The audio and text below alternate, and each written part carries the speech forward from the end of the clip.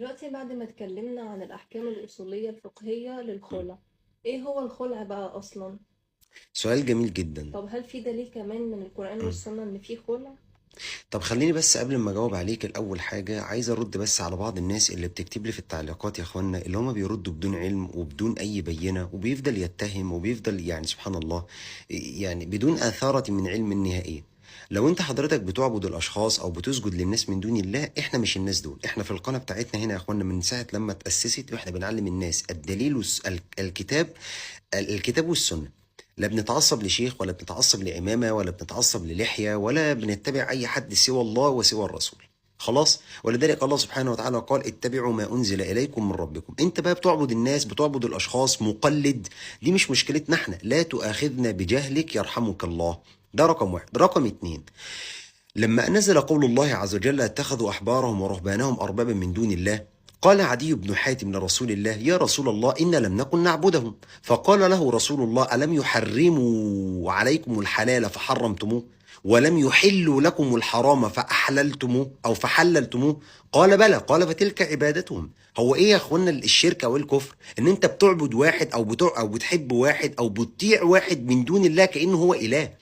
بتاخد قول حجة، لا تسأل ولا تصد ولا ترد ولا تبحث، انت خلاص هو قال يبقى هو ده. ده رقم اتنين. رقم تلاتة، انت ليه حاصر الفتوى على طائفة معينة؟ هو انا لازم يعني انتوا في ناس بتحب الشو، بتحب الاعلام، لازم اطلع لك مثلا بشهادتي اقول لك ان انا راجل كنت مثلا بدرس للطلبه في الجامعه القاهره كليه دار علوم؟ لازم اطلع اقول لك ان انا راجل من حفظه القران ومجاز؟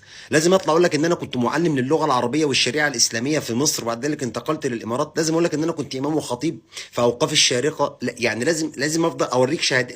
لازم. انت مالك بشهاداتي او مالك انا منتمي لايه؟ ما تسمع الكلام، اسمع الكلام.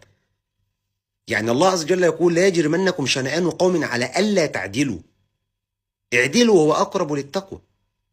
فدي بس مقدمات سريعة يا اخوانا حبيت ان انا اقولها، لان الناس اللي عمالة تذكر لا، والمشكلة اللي عمال ينكر ما بيجيبش دليل. لا تتكلم بدليل يا اما تسكت، كل خيرا تغنم او اسكت عن سوء تسلم والا فاعلم انك ستندم. تعال نرجع لسؤالك بسرعة علشان خاطر انا اسف اني طولت عليك. يعني ايه الخلع؟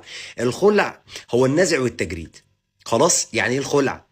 النزع والتجريد يعني كأن المرأة بتخلع الثوب او بتجرد نفسها من عصمة الرجل. ولذلك المرأة في اللغة، المرأة هي لباس الرجل مجازا. المرأة هي لباس الرجل ايه؟ مجازا. ولذلك الله يقول هن لباس لكم وانتم لباس لهن. فالمرأة لباس الرجل والرجل لباس للمرأة، ده مجازا وليس على الحقيقة. فاهمة لحد كده؟ طب بالنسبة للاصطلاح، الاصطلاح تعددت اقوال الفقهاء